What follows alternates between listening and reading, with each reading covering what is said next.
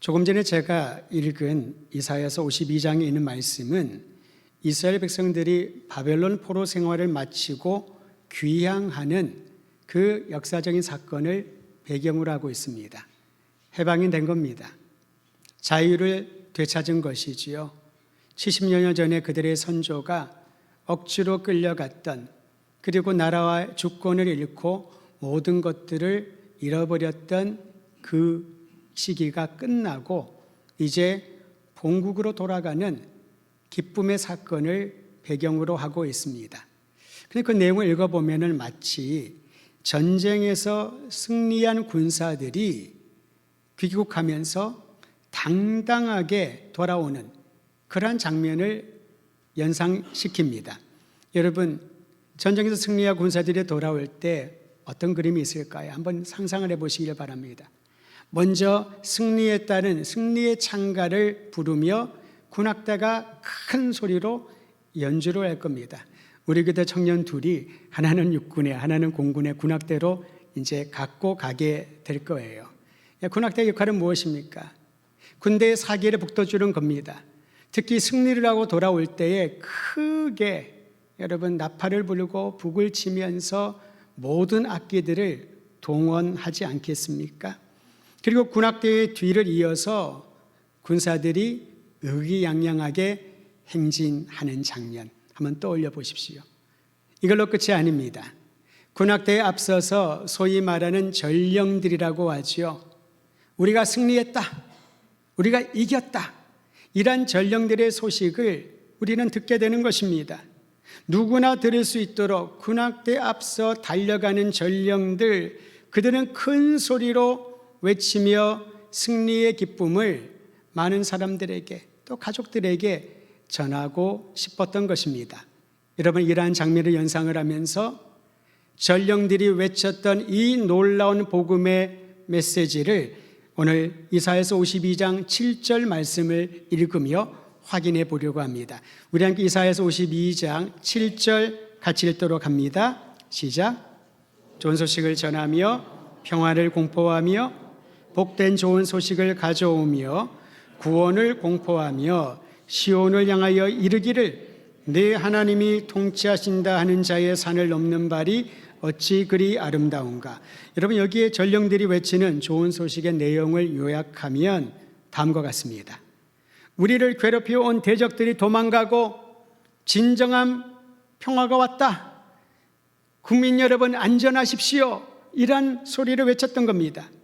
두 번째로 하나님께서 이 승리를 주도하셨다. 하나님이 우리를 통치하신다 라고 담대하게 외쳤던 것이지요.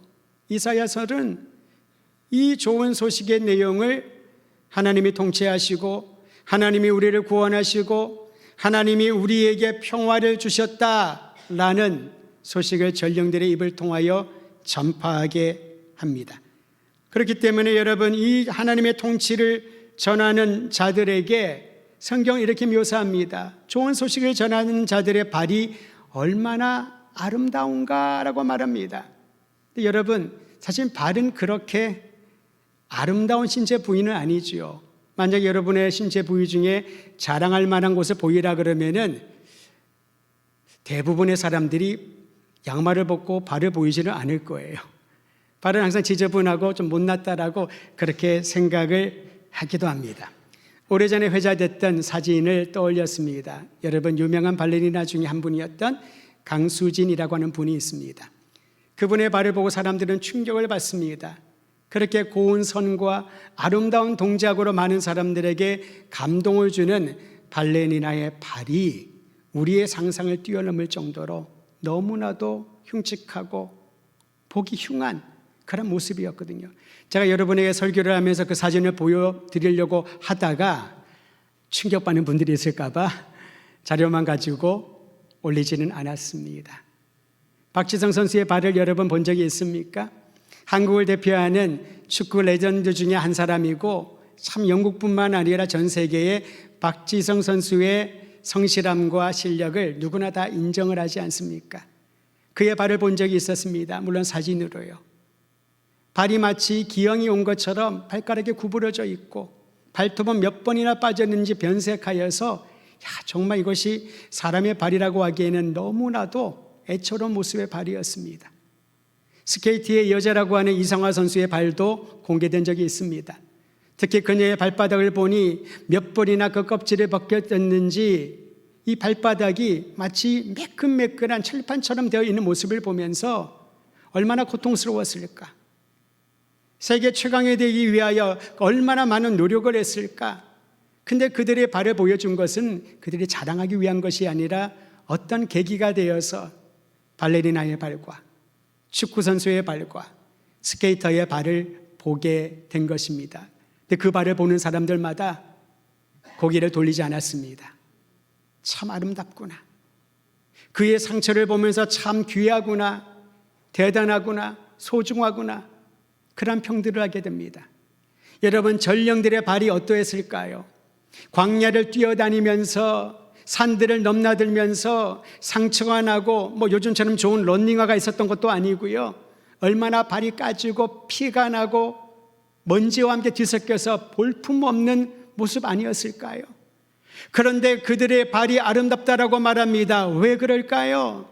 그들이 전하고자 하는 이렇게 피투성이 볼품없는 발이 되도록 그들이 전하고자 했던 좋은 소식, 하나님이 우리를 구원하셨다. 하나님이 우리를 통치하신다. 하나님이 우리의 대적들을 다 물리치시고 평화를 주셨다라는 소식을 전하기 때문에 그 볼품없는 발조차도 아름답다라고 평가해 주는 것입니다. 우리는 어떤가요? 우리는 주님이 어떤 일을 맡겨주실 때, 우리를 불러주셨을 때에 거절할 때가 많이 있지요. 대부분의 경우는 제가 능력이 없어서, 제가 부족하여서, 제가 경험이 없어서, 제가 힘이 들어서, 더 이상 할 수 없어서 수만 가지의 변명들을 늘어놓습니다. 물론 본인은 변명이 아니지요. 사실이지요. 그런데 성도 여러분, 어느 사람의 능력이 있어서 주님의 말씀을 전할 수 있을까요?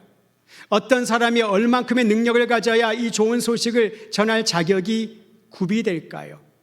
우리는 소명과 사명을 구분할 수 있어야 됩니다. 소명은 무엇입니까? 하나님이 불러주셨다라는 겁니다. 내가 너를 나의 딸로, 나의 아들로, 나의 소중한 사람으로 불렀다, 선택했다. 이게 하나님의 소명입니다. 그리고 하나님은 소명을 할 뿐만 아니라 우리에게 주님이 주도하시는 위대한 일에 동참할 수 있도록 기회를 주십니다. 그걸 사명이라고 합니다. 우리는 많은 경우에 큰 오해를 하지요. 사명을 받았다 그러면은 뭔가 대단한 일을 해야 된다라고 하는, 사명은 일과 직결시키기도 합니다. 물론 사명이 어떤 일을 하는 거죠. 그런데 하나님은 우리에게 일을 던져주고 책임을 가지라 말하시면서 연말에 평가를 하며 왜 이것밖에 못했니? 라고 책망하거나 지적하는 분이 아닙니다. 왜냐하면 우리의 한계를 아시니까요. 하나님은 우리에게 기대하시는 것은요, 주님이 주도하시는 거룩하고 위대한 일에 동참하여 그 기쁨을 누리라는 것입니다. 그러니까 사명은 일이 아니라 하나님이 행하시는 현장에 발을 딛고 주님이 역사하시는 그 위대한 일에 함께 참여하고 기뻐하며 찬양하고, 전령들이 말한 것처럼 발이 피투성이가 되고 우리가 자격이 없고 아무것도 할 수 없는 자라더라도 이 소식을 그렇게 고대하고 있는 사람들에게 목숨을 바쳐 전달하는 것입니다. 하나님이 우리에게 구원을 주셨다. 하나님이 우리 모두의 인생을 통치하신다. 이 좋은 소식을 전하는 입과 손과 발이 되기를 우리 주의 이름으로 축원드립니다. 하나님이 통치하신다는 이 소식을 들은 파수꾼들은 소리 높이 응답을 합니다. 여러분, 전쟁에서 승리했다, 하나님이 구원하셨다라는 소식을 전하는 이들이 전령들이라면은 그 전령들이 전하는 소식을 가장 먼저 듣는 사람은 성내 집 안에 있는 사람들이 아니라 성을 방어하고 지키는 파수꾼들일 것입니다. 그들은 직접 전투에 나가지 못했지만은 성내에 있는 사람들을 보호하고 방어하고 수비하는 그러한 역할을 합니다. 그들이 전령들의 소리를 들었습니다. 승리의 창가가 울리는 그 음악들을 듣습니다. 승리한 군인들이 행진하는 그 소리를 듣고 봅니다. 그리고 그들이 이렇게 응답을 하지요. 이사야서 52장 8절입니다. 같이 읽도록 하지요. 시작. 내 파수꾼들의 소리로다. 그들이 소리를 높여 일제히 노래하니 이는 여호와께서 시온으로 돌아오실 때에 그들의 눈이 마주 보리로다. 아멘. 하나님이 통치하신다. 이 좋은 소식을 전하는 전령들의 목소리를 듣고 성을 지키는 파수꾼들이 희망을 노래합니다. 어떤 희망의 노래인가요? 하나님께서 돌아오신다. 여호와께서 우리에게로 돌아오시는구나. 다시 말하면 하나님이 함께 하셔야, 하나님이 우리와 함께 하셔야 이 구원과 놀라운 승리가 가능하다는 것을 파수꾼들이 한 목소리로 힘을 다하여 찬양했던 것입니다. 사실 이스라엘 백성들에게 바벨론 포로기는 하나님이 떠난 곳과 같은 경험이었을 겁니다. 하나님으로부터 떨어져 나간 삶 자체는 괴로움의 연속이요 악몽과 같았습니다. 하나님이 함께 하실 때는 몰랐던 일들을 경험하게 됩니다. 여러분 그렇지 않겠습니까? 누군가가 나와 함께 있고 보호막이 될 때는 그 고마움을 모릅니다. 그러나 나 홀로 던져졌을 때, 나 혼자 떨어져 나갔을 때에 그 자체가 얼마나 두렵습니까? 아무도 나를 도울 자가 없다라고 여겨졌을 때 얼마나 외로울까요? 얼마나 고통스러울까요? 바벨론 포로기가 이스라엘 백성들에게 그와 같은 실존적인 경험이었습니다. 마음이 공허합니다. 언제 이 포로기가 끝날지, 언제 고향으로 돌아갈지, 언제 사랑하는 이들, 우리의 선조들이 땀 흘려 일궈놓은 그 땅으로 돌아갈지 기약할 수 없었던 이들, 얼마나 힘들고 고통스러웠을까요? 이처럼 하나님이 멀리 떠난 것과 같은 경험을 성경에 보면 여러 군데 나옵니다. 그 중에 하나가 사무엘 4장에 기록되어 있습니다. 사무엘 4장에 보면요, 이스라엘 군대가 블레셋과 전쟁을 합니다. 그 전쟁에서 패하게 돼요. 대패를 합니다. 여호와의 언약궤까지 빼앗기는 참사를 겪게 됩니다. 그리고 그 전쟁에 참여했던 엘리의 두 아들 홈니와 비느하스가 전사를 합니다. 엘리가 당시에 제사장이었고 사사였지요. 근데 두 아들이 블레셋과의 전투에서 해서는 안 되는 일을 하게 됩니다. 하나님의 언약궤를 갖고 나가지요. 마치 언약궤만 있으면 승리를 할 것으로 여겼던 겁니다. 주술적인 도구로 여겼던 거지요. 근데 두 사람이 죽습니다. 언약궤까지 빼앗깁니다. 그 소식을 들은 엘리가 너무 충격을 받아 뒤로 넘어져 목이 부러져 죽게 됩니다. 여러분, 지도력이 부재가 되지요. 영적인 지도력이 사라집니다. 그런데 이 소식을 들은 비느하스, 엘리의 아들 중에 하나지요. 비느하스의 아내가 만삭이었는데요. 출산을 할 때 이 소식을 듣습니다. 시아버지도 돌아가시고 남편도 죽고 여호와의 언약궤도 빼앗기고 그러면서 아기를 낳았는데 자기도 모르게 이렇게 외칩니다. 이가봇이라고요. 그러자 주변에 있는 사람들이 이 아이의 이름을 이가봇이라고 지으라고 하나보다, 그래서 그 아이의 이름을 이가봇이라고 짓는데요. 이가봇이 성이 이시가 아니에요. 이 이가봇이라는 말의 뜻은요, 하나님의 영광이 떠났다. 당시 이스라엘 백성들의 상황을 너무나도 정확하게 보여주는 말 아니겠습니까? 영적인 지도자들이 죽고 하나님의 언약궤를 빼앗기고 전쟁에서 대패를 하게 되고 이제는 블레셋의 속국이 될 것 같은 그 지경에 마치 하나님의 영광이 우리를 떠났기 때문에 나타나는 현실이라고 고통스럽게 외쳤던 것 아니겠습니까? 바벨론 포로기가 그러했던 것이지요. 그런데 오늘 파수꾼들의 소리를 들어보십시오. 노래 소리를 들어보십시오. 하나님께서 돌아오시는구나. 떠났던 영광이, 하나님의 영광이 우리에게 돌아오는구나. 여러분, 이것이 주의 은혜인 줄 믿으시기를 바랍니다. 우리 모든 성도들의 가정 안에, 우리 교회와 우리 민족 안에 떠난 것처럼 느껴졌던 하나님의 영광이 다시 한번 돌아와 주님의 구원의 역사를 경험하게 되기를 주의 이름으로 축원드립니다. 뿐만 아니라 여러분, 돌아오는 그 하나님의 영광을 이스라엘 백성들이 보게 될 것이다, 목격하게 될 것이라고 선포하지 않습니까? 다시 한번 뒷부분을 읽어드립니다.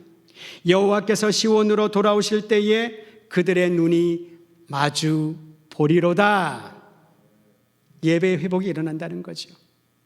여호와의 영광이 시온으로 돌아올 때에, 하나님의 영광이 예루살렘으로 돌아올 때에 우리의 눈이 그분의 돌아오심을 마주하게 되리라. 저는 2024년 성탄절을 앞두고 있는 모든 성도들에게 우리를 찾아오시고 외면하지 아니하시고 결코 버리지 아니하시는 하나님의 영광을 찬양하며 개인에게, 가정 안에, 그리고 모든 삶의 터전 위에 예배의 회복이, 하나님을 목격하고 우리의 눈이 주님의 영광을 마주하는 예배의 회복이 일어나기를 주님의 이름으로 축원드립니다. 덧붙여 이사야는 하나님께서 시온으로 돌아오는 것을 목격을 하면서 우리의 상황에서 주님을 기쁜 소리로 찬양하라고 강권하고 있습니다. 이사야서 52장 9절 제가 읽어드립니다. 너 예루살렘의 황폐한 곳들아, 기쁜 소리를 내어 함께 노래할지어다. 이는 여호와께서 그의 백성을 위로하셨고 예루살렘을 구속하셨습니다. 아멘. 전쟁들이 전령들이 승리했다는 소식을 전합니다. 바벨론 포로기가 끝나고 하나님께서 이스라엘 백성들을 본국으로 돌아가게 할 것이라는 소식도 듣습니다. 그러나 여전히 심령은 황폐합니다. 예루살렘에 떠났던 기억을 하고 있을 겁니다. 예루살렘의 현 상태가 얼마나 황폐한지를 그들은 사람들의 입을 통하여 전해 들었을 겁니다. 여기서 황폐한 곳들이란 뜻은요, 패배자들, 힘없는 자들, 절망에 빠진 환경, 이것이 바로 황폐하다라는 단어의 속뜻이십니다. 여러분, 겉으로는 우리가 멀쩡해 보이더라도 마음이, 인생이 황폐한 사람들이 분명히 있을 것입니다. 극한 실패감을 가지고 힘을 다 잃어버리고 내 안에 희망의 빛이라고는 발견하기 어려운 그러한 삶을 살아가는 이들이 분명히 있을 것입니다. 그러한 상황 가운데서 우리를 위로하시고 구원하기 위하여 가까이 오시는 하나님, 이 하나님을 만나고 그 하나님을 황폐한 환경에서도 찬양하는 일들이 이어지기를 간절히 소망하는 것입니다. 여러분, 모든 환경이 좋아졌다고 해서 예배를 드리는 게 아닙니다. 내 상황이 다 호전되었다고 해서 하나님 앞에 나갈 수 있는 게 아니라는 거지요. 가장 심란한 상황 가운데서 도무지 내 입을 벌리지 못할 정도로 혀가 입천정에 붙어있는 공고한 환경 가운데서 하나님을 향하여 주님의 영광을 찬양하는 자, 그에게 주님이 주시는 소망의 길은 활짝 열리게 될 것입니다. 오늘날 우리가 처한 이 황폐한 상황 가운데서 하나님을 높여드리십시다. 하나님이 우리 민족을 어루만져 주시고 우리나라의 앞길을 개척하여 주시고 우리 모든 성도들, 우리 국민들의 마음을 연결하고 화합시켜 주실 것을 기대하면서 황폐한 곳에서 하나님을 찬양하며 주님이 행하시는 일들을 목격하는 증인들이 되어야 할 것입니다. 하나님의 위로와 구원은 성도 여러분, 나에게만 국한된 게 아닙니다. 우리에게만 국한된 게 아닙니다. 땅 끝에 있는 모든 민족에게까지 하나님의 위로와 구원을 전파하라고 우리에게 부탁하셨습니다. 우리 함께 이사야서 52장 10절, 이것은 온 교회가 큰 소리로 함께 읽습니다. 10절입니다. 시작. 여호와께서 열방의 목전에서 그의 팔을 나타내셨으므로 땅 끝까지도 모두 우리 하나님의 구원을 보았도다. 여러분, 구원은 특정한 사람이나 특정한 민족만을 위하여 준 것이 아닙니다. 이런 의식이 굉장히 위험하죠. 소위 말하는 자민족 우월주의라고 하는 것이 21세기의 강력한 이념으로 떠오릅니다. 말은 좋잖아요. 우리 먼저 챙겨야지. 우리 민족이 중요하지. 근데 거기에는 여러분, 우리 민족을 나를 챙기기 위하여 그동안 베풀었던 자비의 손을 다 거두어 드립니다. 모든 원조들을 다 중단시키려고 합니다. 그러면서 얘기합니다. 우리가 중요하지. 우리가 살아야 더 좋은 것을 알 수가 있지. 구원도 마찬가지지요. 우리 민족의 구원에 대해서는 열심을 다하지만은, 그러나 거기서 멈춘다면은 하나님의 명령과 주님의 사명을 반쪽도 안 되게 이해하는 것입니다. 오늘 성경은 분명히 말합니다. 땅 끝까지도 모두 우리 하나님의 구원을 보았도다. 이것이 주님의 뜻인데요. 바로 그 전에 읽었던 열방의 목전에서 그의 거룩한 팔을 나타내셨으므로, 이 말씀이 기가 막힙니다. 우리말 성경에 보면 이 구절을 어떻게 번역했냐 하면요, 한번 들어보셔요. 모든 나라가 보는 앞에서 하나님께서 거룩한 팔을 걷어 붙이셨다. 거룩한 팔은 뭡니까? 하나님의 거룩한 성품과 행동을 뜻합니다. 그리고 권능을 뜻합니다. 팔은 권능이죠. 하나님의 팔을 펼치신다. 하나님이 우리를 붙들어 주신다. 그 말은 어느 누구도 빼앗아갈 자 없다는 것이요, 주님의 권능을 말하는 것이 팔입니다. 거기에 멈추지 않습니다. 모든 나라가 보는 앞에서 하나님은 거룩과 그 권능을 보여주시려고 팔을 걷어붙이셨대요. 팔을 걷어붙이셨대요. 여러분, 얼마 전에 다 김장하셨지요? 요즘 좀 안 하는 가정도 많이 있습니다만은, 김장할 때 여러분 멋진 드레스 입고 이렇게 김장하는 사람 없습니다. 청소할 때에 외출복에다가 아주 양장에다가 멋진 것을 입고 그렇게 청소하는 사람은 없지요.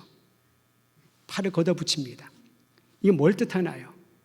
하나님이 작정하고 끝내겠다는 거죠. 하나님의 구원은 반쪽 구원이 없습니다. 99% 구원도 없습니다. 하나님은 우리를 보고 어떻게 하느냐에 따라서 구원을 줄까 말까 밀당하는 분이 아니라는 거죠. 하나님은 모든 나라가, 모든 사람들이 보는 앞에서 팔을 걷어부딪히고 거룩한 구원의 능력을 보여주시면서 땅끝까지 이 구원의 능력이 전파되리라. 그것이 교회의 사명 아니겠습니까? 다시 한번 말씀드립니다.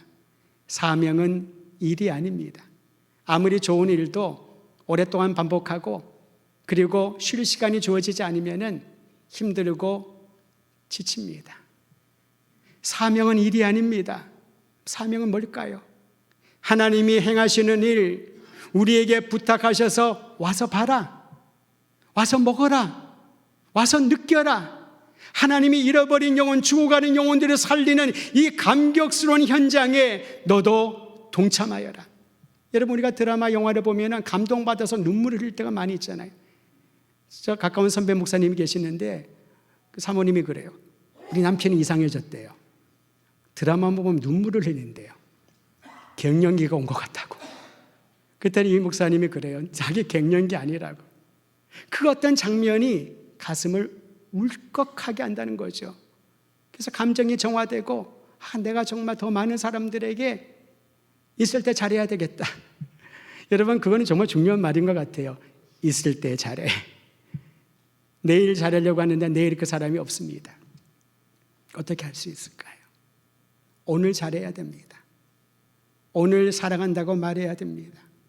오늘 예수님을 믿고 복음을 받아들이라고 말해야 됩니다. 내일을 하려고 작정했는데 내가 없거나 그가 나를 떠나거나 상황이 달라지면은 우리의 계획은 아무것도 없잖아요. 그래서 사명은 하나님이 맡겨주신 일을 지금 하는 것입니다. 땅끝까지 모든 나라가 보는 앞에서 하나님이 잃어버린 영혼들을, 모든 민족을 구원하고 위로하는 것을 보게 될 것이다. 성탄절을 맞이하면서 우리 모든 성도들을 사랑하는 이들이 주변에 있지 않습니까?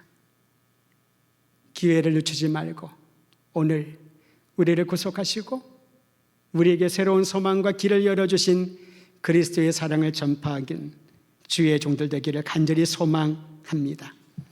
바벨론 포로기가 끝난 이후에 사람들에게 선택의 기회가 주어졌습니다. 본국으로 돌아가든지 아니면 안 가든지.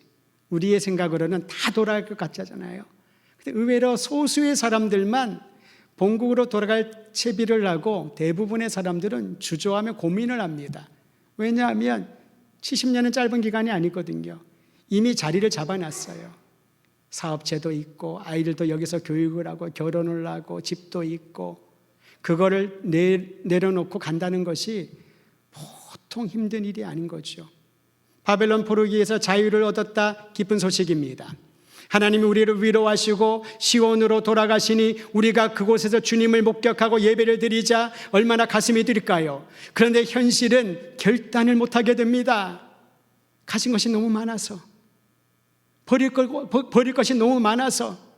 그러한 이들을 향하여 오늘 이사야서는 이렇게 도전합니다. 11절 말씀 같이 읽지요. 시작. 너희는 떠날지어다, 떠날지어다. 거기서 나오고 부족한 것을 만지지 말지어다. 그 가운데에서 나올지어다. 여호와의 기구를 매는 자들이여 스스로 정결하게 할지어다. 하나님을 부인하는 자기 중심적인 문화와 생활 방식에서 떠나라는 겁니다. 우리는 재물을 놔두고 떠나는 거, 내 가진 것들을 놔두고 떠나는 거, 그러니까 고민하고 주저하게 되지요. 그보다 더 본질적인 부분들을 짚어줍니다. 하나님이 없는 것처럼 사는 그 삶에서 떠나가라. 하나님 없이도 나는 괜찮다라고 하는 그런 사고방식에서 떠나가라. 하나님을 부인하고 자기만을 생각하는 그 이기적인 삶의 방식에서 떠날지어라. 여러분, 하나님이 손이 이끌어 주신 대로 따라가려면은 내가 붙들고 있는 것을 내려놓고 떠나야 되는 겁니다. 왜 내려놓지 못할까요? 불안해서 아닐까 싶습니다. 미래에 대한 걱정과 염려가 있어서이죠. 세상 것들에 대한 미련도 있고요. 더 궁극적으로 하나님에 대한 신뢰가 없어서입니다. 내가 다 내려놓고 떠나면 하나님이 나에게 정말 위로를 주실까? 그동안 나에게 기쁨을 주었던 이 모든 것들을 뒤로하고 떠나면 하나님이 나에게 기쁨을 배가해 주실까? 하나님을 신뢰하지 못해서 아닐까 싶습니다. 진정으로 나 중심적으로 세상의 것들을 다 내려놓고 떠나려면은 우리의 삶의 중심에 내가 아닌 하나님을 모셔야, 주님 안에 거해야 가능하게 될 줄 믿으시기를 바랍니다. 특히 하나님을 사랑하고 섬기는 이 사명에 나아가는 이들은 스스로 정결하게 하라라고 말합니다. 여러분, 구약에서 성전을 섬기는 이들에게 요구되는 자격이 있다면은 정결입니다. 매 순간마다 요청되죠. 정결해라. 스스로 정결해라. 근데 여러분, 여기에서 스스로 정결하라고 하니까 우리가 힘써서 정결하기 위해서 노력해야 되는구나. 정결하게 하는 방법, 그런 것들을 터득하고 싶어 할지 모르겠습니다. 해봐서 아시잖아요. 어떻게 우리가 스스로를 정결하게 할 수 있을까요? 손을 씻는데도요, 나오자마자 가장 먼저 더럽히는 곳이 손 아니겠습니까? 자주 씻으라고 해요. 근데 자주 씻는데 그 너무 또 자주 씻으면 안 돼요. 제가 2000년에 홍콩에 있을 때 사스라고 하는 게 왔습니다. 한국 사람도 한국으로 돌아왔지요. 근데 저는 현지인 사역을 했기 때문에 돌아올 수가 없었고 돌아갈 생각도 안 했었습니다. 근데 그들과 함께 견디면서 200여 명의 사람의 목숨을 잃는 그런 일이 생겼지만은 잘 관리를 해가지고 사스를 통과를 했던 기억이 있습니다. 근데 그때 오히려 사스보다도 시간이 지나면서 어떤 질병이 유행했냐면요, 피부질환. 손을 너무 씻어가지고 그러니까 그 충격이 크다 보니까 어찌하든지 스스로 정결하고 깨끗하게 하려고 애를 쓰는 거예요. 약품을 가지고 손을 씻고 또 다른 질환이 생기게 되는 거예요. 우리의 힘으로, 스스로의 노력으로 정결하게 할 수 있는 방법이 없는 거죠. 그럼 이것은 무엇을 말할까요? 스스로 정결하게 하라라는 것은 네 힘으로 하라는 것이 아니라 네 의지와 네 힘을 가지고 우리를 정결하게 하시는 하나님만을 의지하라. 하나님을 바라보라는 것이지요. 여러분, 이러한 일이 다윗이 경험했습니다. 다윗이 하나님을 경외하는 왕 아니었습니까? 성군이었지요. 우리도 존경하고 존중하는 그러한 사람입니다. 믿음의 사람입니다. 그랬던 다윗이 한순간에 부하의 아내를 범하는 악행을 저지릅니다. 그리고 그의 남편까지 자기의 손으로 죽이진 않았지만은 죽을 수밖에 없는 환경으로 내몰았습니다. 이 잘못을 하나님께서 나단 선지자를 통하여 책망하자 그래도 다윗은 다윗이었어요. 하나님 앞에 인정을 합니다. 내가 죄를 지었습니다. 통회하면서 하나님의 도움을 구하며 기도를 하는데 그 심정을 시편 51편에 수록해 놓았습니다. 그는 자기가 얼마나 흉악한 죄를 지었는지 하나님 앞에 기도하며 애통하며 이렇게 외칩니다. 시편 51편 1절 오 하나님이여 주의 신실한 사랑으로 나를 불쌍히 여기소서. 주의 크신 자비로 내 죄과를 지어 주소서. 내 죄를 용서해 주시고 나의 모든 죄의 기록들을 다 씻어 주소서. 나는 할 수가 없나이다. 하나님 앞에 나아가 엎드려 통회합니다. 그리고 시편 51편 10절에 보니 이렇게 주님 앞에 기도하기도 했지요. 하나님, 내 속에 정결한 마음을 창조하소서. 내 안에 정직한 영을 새롭게 하소서. 다시 말하면 다윗이 아무리 믿음의 사람이요 하나님을 경외하는 사람이라더라도 자기가 노력하여 자기의 마음을 정결하게 할 수 없다는 것을 인정하는 것 아니겠습니까? 하나님 나를 도우소서. 나에게 정결한 마음을 창조하여 주소서. 내 안에 정직한 영을 새롭게 하소서. 우리는 입만 떼면 거짓말하지 않습니까? 자기를 보호하기 위하여. 우리는 할 수만 있다면 자기를 보호하기 위한 수단 방법 가리지 아니하는 거짓된 증거들을 요소요소마다 다 늘어놓지 않습니까? 그런데 다윗은 달랐습니다. 스스로 정결케 할 수 있는 능력은 없지만은 그는 스스로 하나님의 이름을 부르며 도움을 청했습니다. 주님, 내 안에 정결한 마음을 허락하여 주소서. 창조하소서. 주님이 나를 붙들어 주지 않으면은 나는 거짓말에 또 다른 거짓말을 할 수밖에 없는 흉악한 죄인으로서이다. 나에게 정직한 영을 새롭게 하소서. 스스로 정결하게 하라. 나를 정결하게 하시고 나에게 정직한 영을 새롭게 하시는 하나님 앞으로 나아가는 것, 그것이 바로 땅끝까지 복음을 전할 수 있는 우리의 준비일 것입니다. 여러분, 정결하게 하는 것은요, 하나님의 사랑의 복음, 능력의 복음을 담을 수 있는 그릇으로 준비하라는 것이죠. 신앙훈련은, 교회 생활은 깨끗한 그릇으로 준비하는 겁니다. 그러니까 우리가 해서는 안 된다니까요. 하나님 앞에 더 매달려야 되는 겁니다. 주의 도우심을 구할 때 주께서 우리의 마음을 새롭게 하신 줄을 믿으시기를 바랍니다. 왜 그래야 될까요?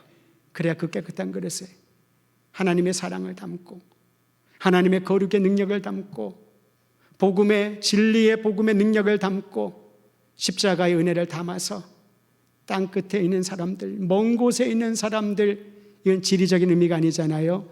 같은 곳에서 같은 집에서 살고 있어도 이 복음을 거부하거나 귀를 막고 듣지 않는 이들, 그들에게 전하려면 깨끗한 그릇에 고귀한 복음을 담아야 되지 않겠습니까?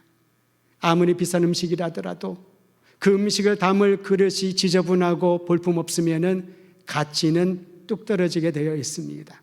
사랑하는 성도 여러분, 우리를 위로하시고 구원하신 하나님께서 이제 우리의 삶을 통하여 예수의 오심이 영원한 희망이요 그분 안에서 영생의 복음을 누리게 될 것이라는 소식을 마치 승리의 소식을 전하는 전령들처럼 피투성에 든 발이라 할지라도 하나님이 아름답다 칭하는 칭찬을 기억하면서 전진하며 나아가시기를 주의 이름으로 축원드립니다.